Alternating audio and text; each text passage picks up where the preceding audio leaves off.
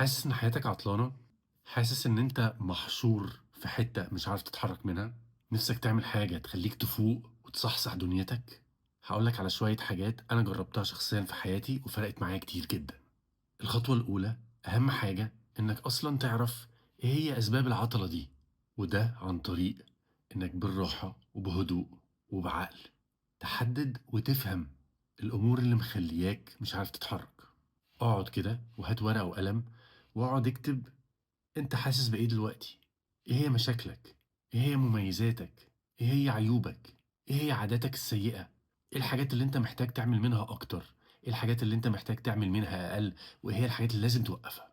بعد الخطوة دي اكتب كده بطريقة واضحة ومنظمة مجموعة من الأهداف اللي بتبدأ صغيرة، صغيرة جدا تكاد تكون تافهة، وتقعد تكبر لحد ما توصل للهدف الكبير اللي انت عايز تحققه في الفترة اللي جاية. والأهداف الصغيرة اللي في الأول دي مهم إن انت تقدر تتحكم فيها أو تقدر تحققها بسهولة عشان ما تحبطش نفسك من البداية. وابتدي اصحى كل يوم بتركز على تحقيق الأهداف دي. ومهم جدا إنك تحتفل بكل مكسب هتحققه في الفترة دي مهما كان صغير، لأن إحساسك بالإنجاز هيساعدك جدا إنك تفضل مكمل. الخطوة التالتة والجوهرية جدا هي إنك تغير روتين حياتك، تنعنش الدنيا كده. جرب حاجات جديدة، اتعرف على ناس جديدة، زور أماكن جديدة، اتصرف بطرق جديدة، وانسى خوفك من الرفض والفشل لأن هو ده مربط الفرس. لأننا كتير جدا مش بنتحرك علشان خايفين، حتى لو احنا مش معترفين لنفسنا ان ده السبب، بس هو ده السبب. انت خايف تترفض وخايف تفشل، فبتقعد وبتبعد تنعزل.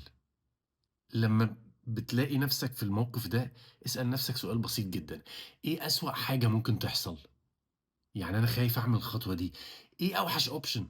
وفي أغلب الأحيان هتلاقي الإجابة على السؤال ده هتخليك تعرف تتحرك، هتبقى حاجة مش مخيفة قوي زي ما انت فاكر كده. الخطوة الرابعة انك تدور على المنظور المختلف، البرسبكتيف المختلف. أول حاجة تجيب لنا برسبكتيف مختلف هي إن احنا نسافر.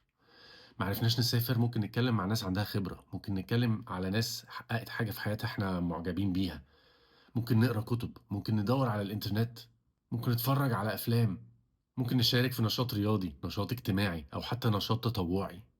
لأنك مش هتنمو ولا هتنجح وانت قاعد مكانك مبرطع في منطقة الراحة بتاعتك. الخطوة الخامسة، ودي في رأيي أهم من أي خطوة، هي اهتمامك بالعناية الذاتية.